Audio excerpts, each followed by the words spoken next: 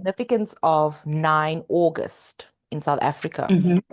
is when there was this historic march to the Union buildings where over 20,000 women protested the apartheid pass laws.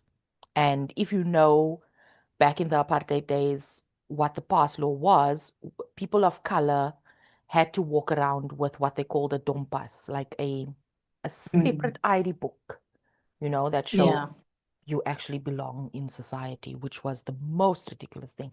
I mean, you had to prove your humanity in essence, you know? And right.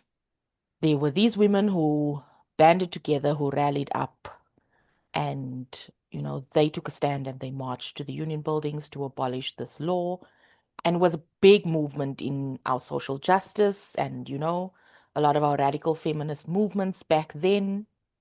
So, yeah, I mean, there were women like Lillian Goy, Helen Joseph. I mean, you hear these names when you're growing up, but you don't really know. And I think a lot of people in South Africa also don't even know, why do we have Women's Day? We know that this happens, and we know we Yeah, celebrate, and there's, different events that we go to, women empowerment events, but do we recognize those Rahima Musa and Sophia Williams de Bruyn, significant women who paved the way for us to have this celebration, who said, no, we don't need this sort of segregation. We don't need this marginalization.